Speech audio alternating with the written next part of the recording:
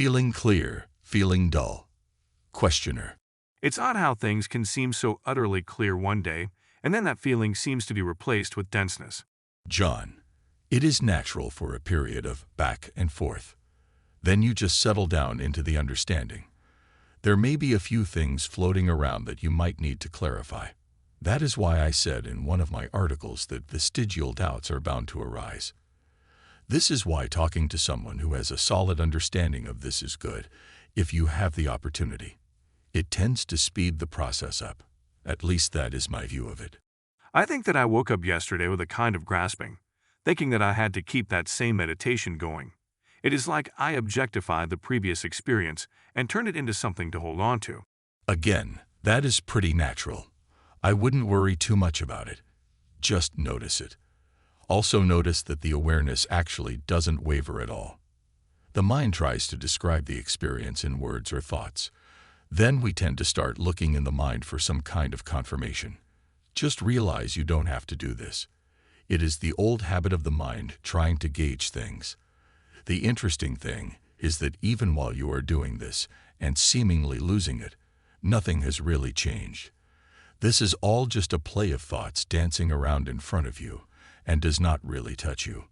Basically, don't bother with the thoughts and the evaluations. Stay more with the basic insights, which are the presence of awareness and the absence of a separate person.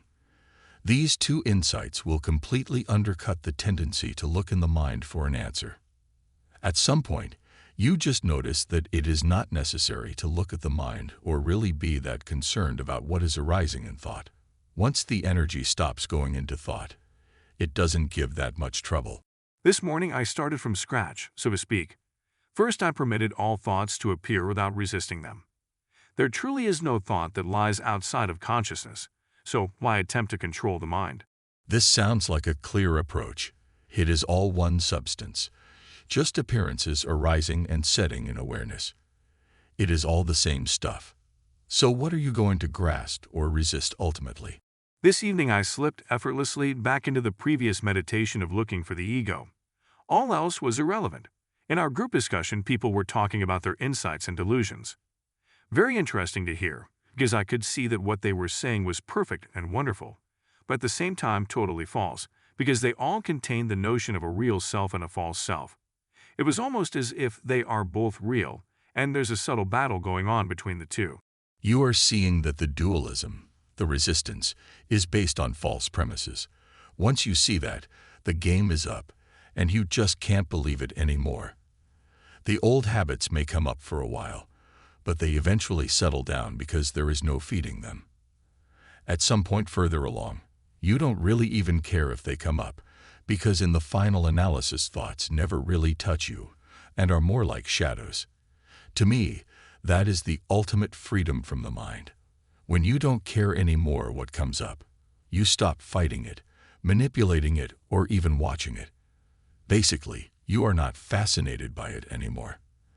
That really takes the wind out of the sails of self-centered thoughts. One thing I wanted to ask you about.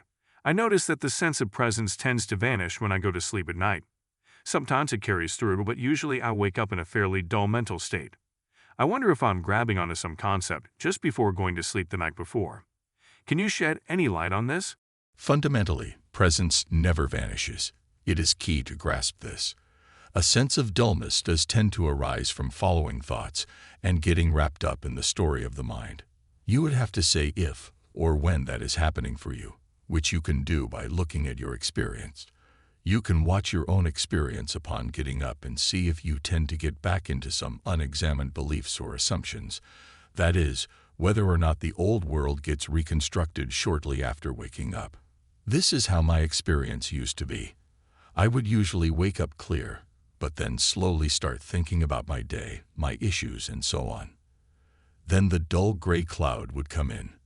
But once you start to see all this, you realize the awareness itself does not alternate between dull and clear.